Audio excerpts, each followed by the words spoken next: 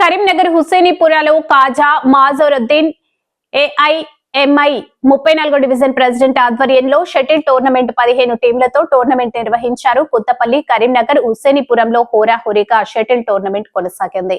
కొత్తపల్లి అభ్యర్థులపై హుస్సేనీపుర అభ్యర్థులు గెలుపొందారు. కొత్తపల్లి గ్రామానికి చెందిన టీం లీడర్లకు రన్నర్ కప్, కరీంనగర్ హుస్సేనీపుర టీంకు విన్నర్ కప్ వరించింది. ఒక అద్భుతమైన క్రీడా ప్రతిభతో గెలుపొందారు. ఈ కార్యక్రమానికి నగర అధ్యక్షులు ఎంఐ పార్టీ అధ్యక్షులు సయ్యద్ గులాం అహ్మద్ హుస్సేన్ ముఖ్య అతిథిగా వచ్చారు. గెలుపొందిన వారికి రన్నర్ కప్ మరియు విన్నర్ కప్ అందజేశారు. ఈ కార్యక్రమంలో మహమ్మద్ ఆరిఫ్, మాజీ కార్పొరేటర్, పీస్ కమిటీ అధ్యక్షులు అబ్దుల్ గఫార్, లయన్ మహమ్మద్ తాజ్, ముక్తార్ కాజవలి, వలీ సామిల్, అబ్దుల్ రజాక్, సాజిద్ పాల్గొన్నారు. గెలిచిన టీంకు కరీంనగర్ జిల్లా కప్ ను అందజేశారు. కాజా మొజారుద్దీన్ చేస్తున్న అభివృద్ధి పనులు ఎన్నో ఉన్నాయని, ప్రజలకు హుస్సేనీపుర 34వ డివిజన్ లో ఉన్న చెత్త సమస్య, మురికి కాల్వల నుంచి నడవలేని స్థితిలో ఉన్న కాలనీ వాసులకు సైడ్ డ్రైనేజీ గోడలు కట్టించారు.